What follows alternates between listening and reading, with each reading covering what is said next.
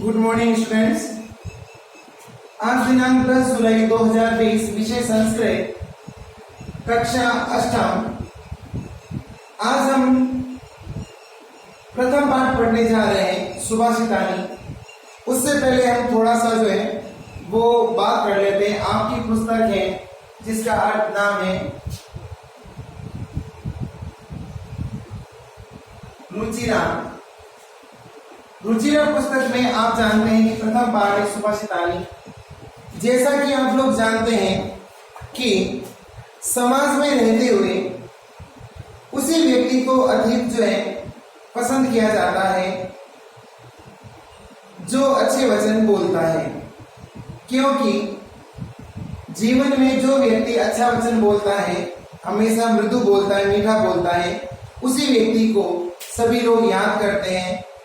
उसके कई कारण हैं। उदाहरण भी आपने देखा होगा कि जो फल कड़वे होते हैं उनको कोई खाना पसंद नहीं करता, बल्कि जो फल मीठे होते हैं उनको लेना सभी पसंद करते हैं। तो यही कारण है कि सुभाषितानी के अंदर आप आज विभिन्न अलग अलग तरह के जो श्लोक पढ़ेंगे जो नीति से, जो व्यवहार से युक्त हैं।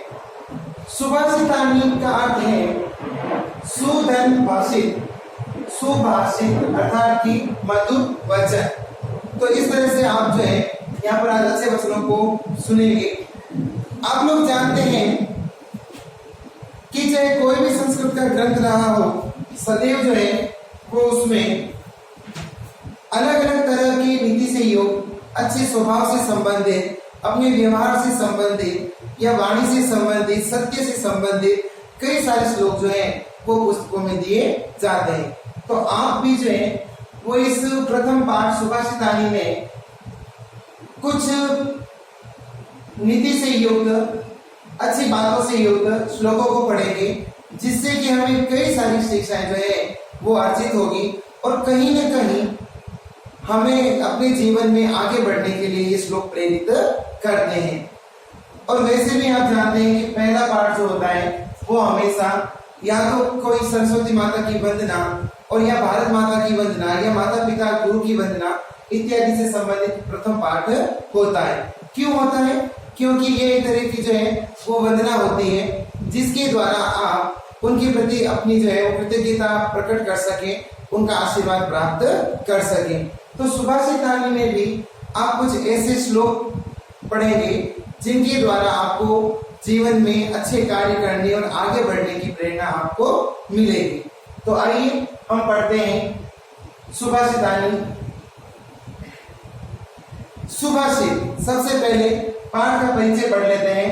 सुभाषित शब्द सुधन भाषित, सुभाषित, इन दो शब्दों के मेल से बनता है। सु का अर्थ है सुंदर या मधुर तथा भाषित का अर्थ है वचन। इस तरह सुभाषित का अर्थ है सुंदर या मधुर वचन। प्रस्तुत पाठ में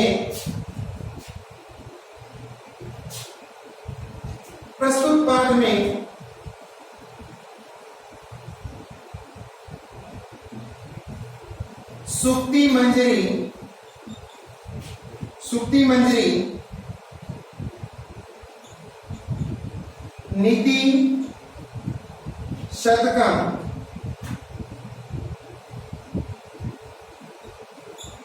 मनुस्मृति,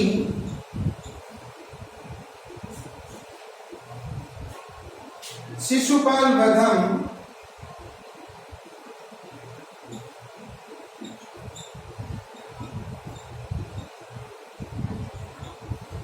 और अंत एक है आपके पंचतंत्रम।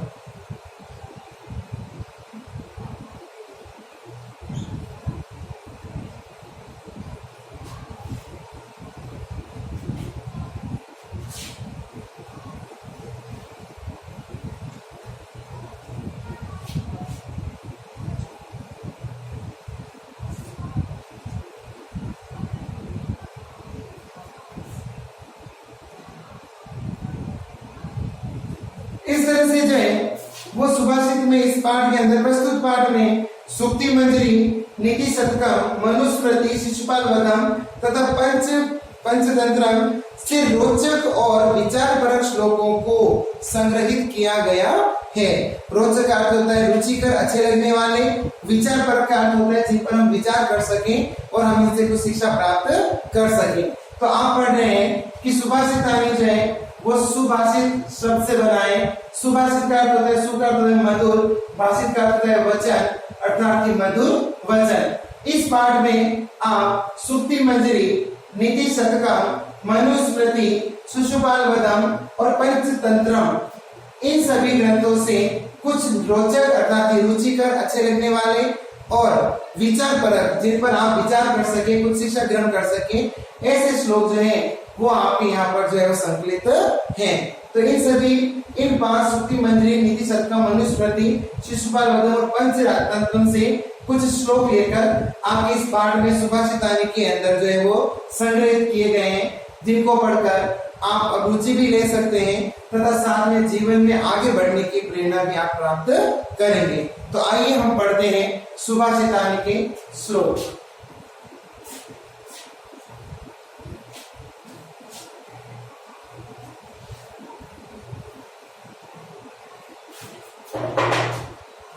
देखिए,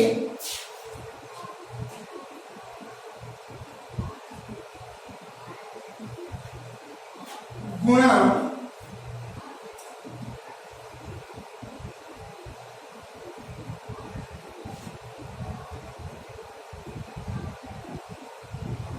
गुणकेषु गुणा भवन्ति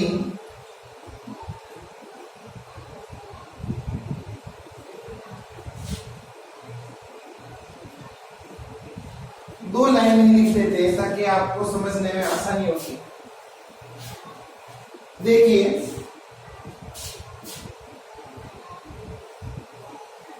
गुणा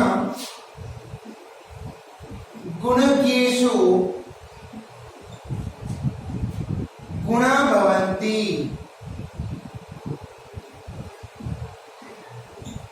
गुणा भवन्ति ते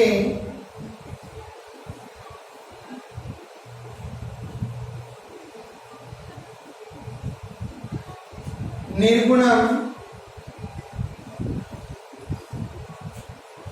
प्राप्य भवन्ति दोषा।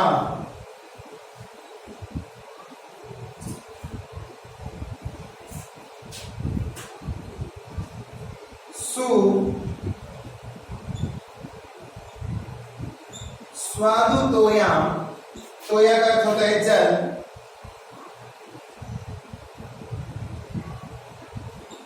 प्रभवन्ति नद्य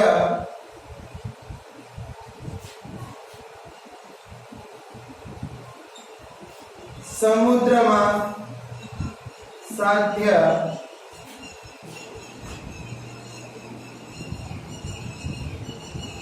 भवन्त्य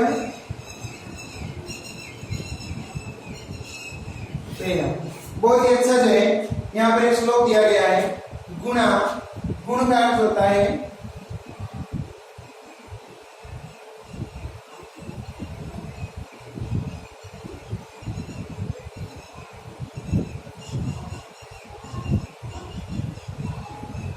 अच्छी बातें।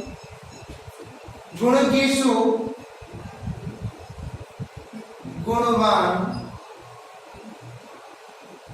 गुणा भवन्ति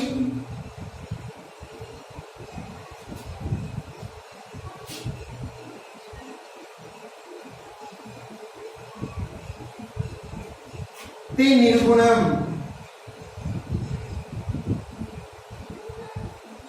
बुरे प्राप्य प्राप्त होकर दोषा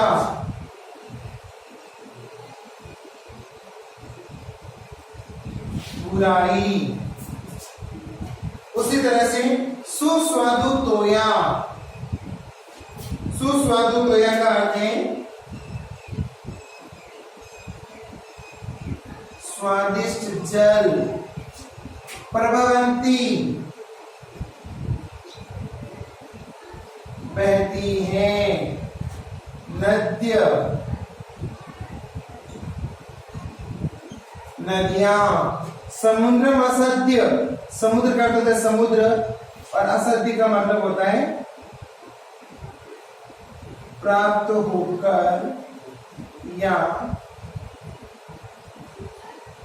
मिलकर। भवन्ति अपेया, भवन्ति का अर्थ होता है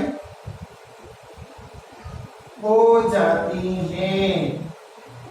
और यहाँ पर शब्द है अपेया और इसका अर्थ है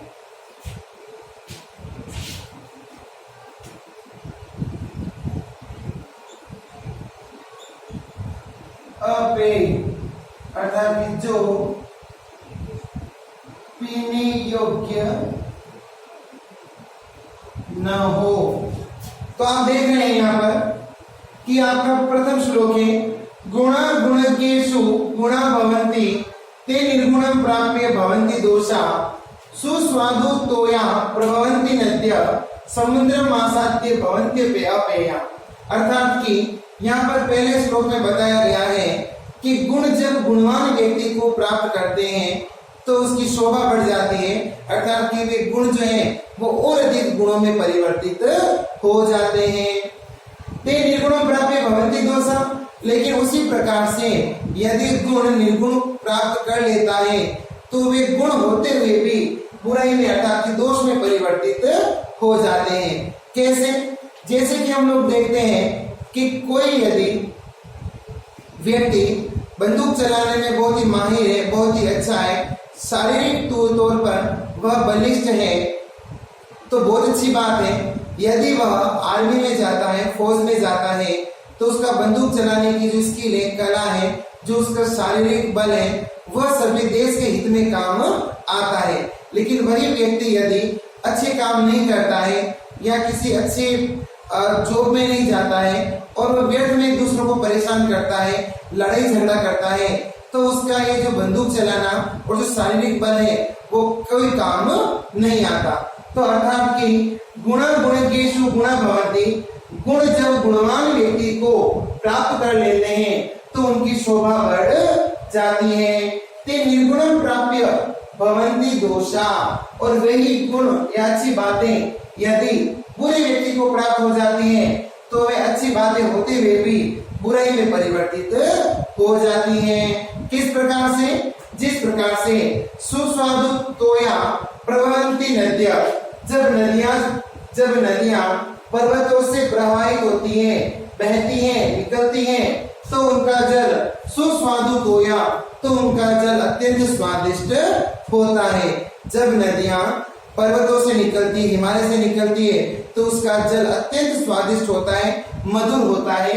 किंतु समुद्र असाध्य, किंतु समुद्र को प्राप्त होकर, क्योंकि आप जानते हैं कि समुद्र जो है उसका पानी कड़वा होता है, खारा होता है, लवण से युक्त होता है, तो समुद्र असाध्य भवन्ति अपेया, लेकिन उससे वही नदियां जब समुद्र में गिर जाती हैं या समुद्र को प्राप्त हो जाती हैं या समुद्र के पानी में मिल जाता है उनका जल, तो भवन्ति अपेया, उनका जल जो है वो पीने योग्य नहीं रहता।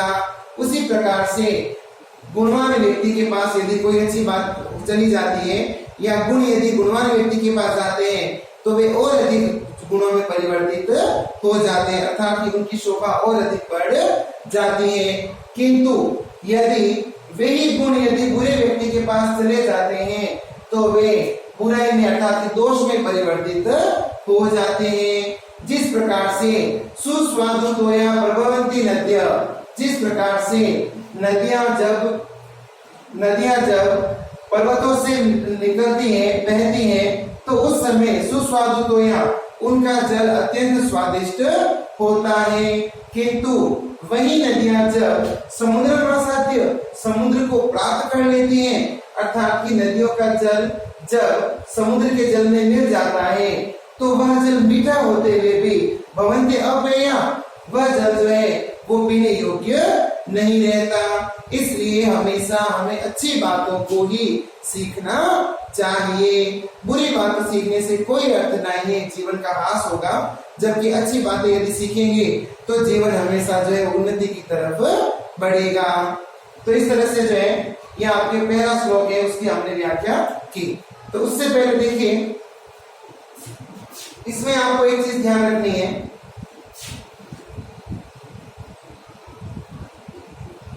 संदर्भ, प्रसंग, व्याख्या। किसी भी श्लोक में आप एक चीज ध्यान रखें, सबसे पहले संदर्भ आता है। संदर्भ में आ जाएगा कि प्रस्तुत श्लोक हमारी संस्कृत पाठ्य पुस्तक रुचिरा की प्रथम पाठ सुभाषितानी से लिया गया है या उद्धृत है, ये आएगा आपके संदर्भ में। फिर प्रसंग में आपको लिखना है कि प्रस्तुत श्लोक में गुणों के विषय में बताया गया है कि गुण जो है वो गुणवान व्यक्ति के पास शोभा देते हैं, दुर्गुणों के पास नहीं। इतना लिखने के बाद फिर आपको लिखना है कि गुणा गुणेषु गुणा भवन्ति, अर्थात कि गुण जब गुणवान व्यक्ति के पास जाते हैं तो वे शोभा को प्राप्त करते हैं। वही गुण यदि निर्गुण व्यक्ति के पास चले जाते हैं, अर्थात बुरे व्यक्ति के पास चले जाते हैं, तो वे गुण दोष में परिवर्तित हो जाते हैं। उसके उसी प्रकार से जिस प्रकार सुस्वादु प्रभवती नद्या, जिस प्रकार से नदियां जब पर्वतों से बहती है तो उनका जल अत्यंत स्वादिष्ट होता है, किंतु वह जल जब समुद्र में गिर जाता है तो वह अपेय अर्थात पीने योग्य नहीं रहता। इस प्रकार से आपको जो है वो श्लोक की व्याख्याएं करनी है। तो अब हम थोड़ा दूसरा श्लोक पढ़ लेते हैं।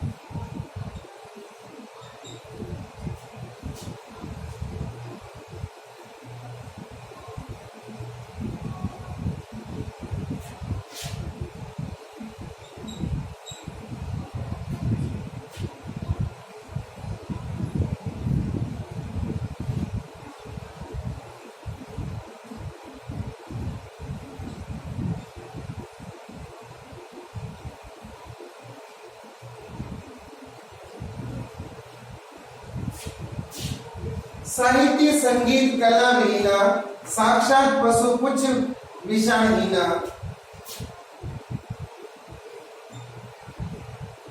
तृणम न खादन्नपि जीव मानव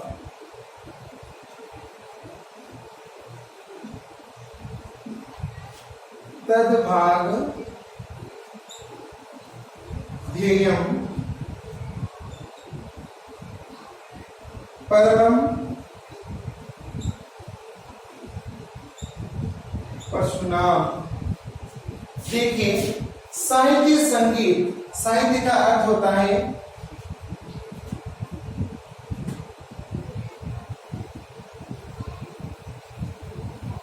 पुस्तकों से संबंधित पुस्तक। साहित्य का अर्थ होता है जैसे कविता, कहानी, गीत, गद्य, पद्य आदि। संगीत का अर्थ होता है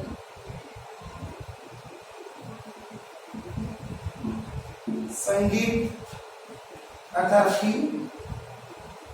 नृत्य, गायन,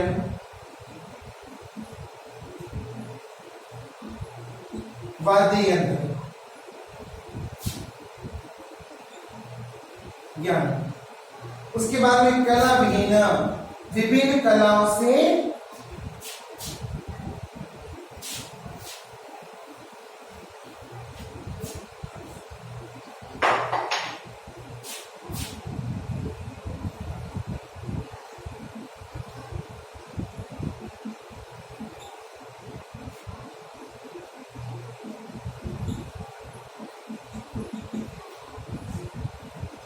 कला विहीन अर्थात की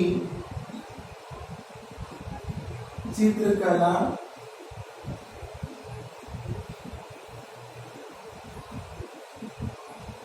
निर्माण कला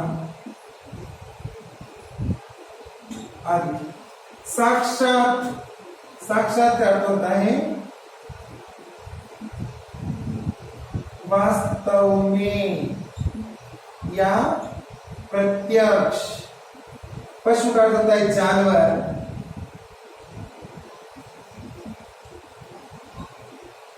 पुच्छ पूंछ, विषाण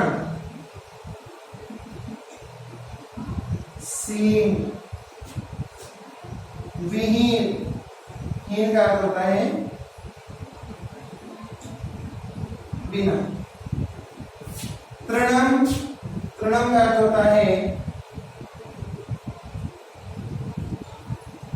घास।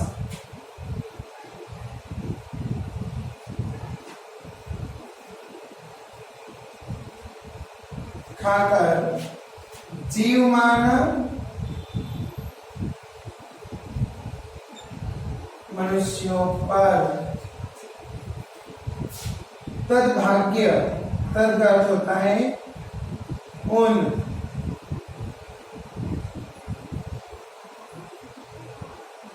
भागधेयम,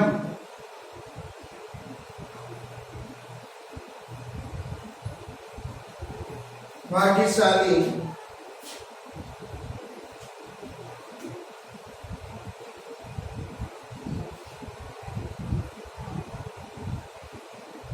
या सौभाग्य।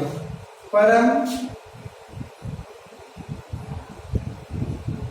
अत्यंत।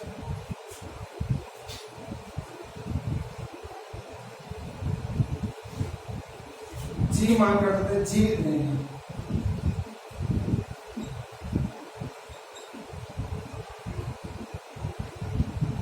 जीवित रहते हैं। पशु नाम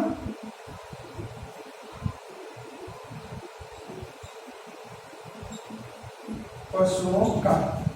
अब देखिए, अब यहाँ पे श्लोक देख रहे हैं। साहित्य संगीत कला विहीना, साक्षात पशु पुच्छ विषाणहीना, तृणम न खादन्ति जीवमान तद्भाग्य देयम परम पशुना। इस श्लोक में बताया गया है कि मनुष्य को विभिन्न साहित्य, संगीत इत्यादि का ज्ञान होना अत्यंत आवश्यक है। मनुष्य का पढ़ा लिखा होना, उसको कहानी कविताओं का ज्ञान होना चाहिए, उसे कहानी पद्यांश गीतों का गीत आने चाहिए, संगीत नृत्य गायन और वाद्य यंत्रों का भी ज्ञान होना अत्यंत आवश्यक है।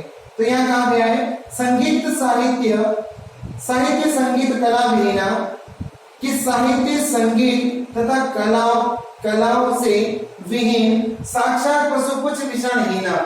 जिस मनुष्य को साहित्य संगीत तथा कला का ज्ञान नहीं होता, वह साक्षात पूंछ और सींग के बिना पशु के पूंछ तथा सींग के बिना पशु के समान होता है।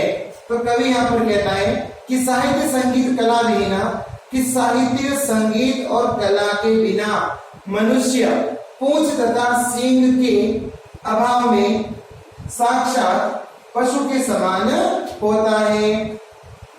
तृणम न खादन्ति जीवमाना, वह घास न खाकर जीवित रहता है।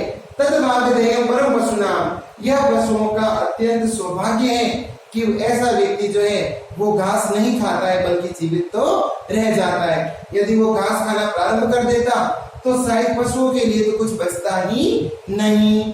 तो यहाँ पर बताया गया है साहित्य संगीत कला विहीना, साक्षात पशु पुच्छ विषाणहीना, तृणम न खादन्ति जीवमाना तद्भाग्यदेयं परम पशुनाम। साहित्य संगीत तथा कला के बिना मनुष्य पूंछ तथा सींग के बिना साक्षात पशु के समान होता है। अर्थात कि जिस व्यक्ति को संगीत, साहित्य और कला का ज्ञान नहीं होता, बस वो जानवर के समान होता है, पशु के समान होता है। फर्क इतना ही है कि उसकी पूंछ और सींग नहीं होते। तृणं खादन्नपि जीवमाना, वह घास न खाकर जीवित रहता है। तद्भागधेयं परम पशूनां, यह पशुओं का अत्यंत सौभाग्य है कि वह घास न खाकर भी जीवित रह जाता है। यदि वह घास खाना प्रारंभ कर देगा तो शायद पशुओं के लिए घास भी बचती नहीं। तो यहाँ पर बताया गया है कि मनुष्य को संगीत, कला इत्यादि का ज्ञान, साहित्य का ज्ञान होना अत्यंत आवश्यक है। तो जिस व्यक्ति को यह सब ज्ञान नहीं होता, वह सींग और पूंछ के बिना पशु के समान होता है। जो घास न खाकर जीवित रहता है, यह पशुओं का सबसे बड़ा सौभाग्य है। तो आज जो है आपने 2 श्लोक पढ़े हैं, तो आप हमेशा इनमें देख लीजिए।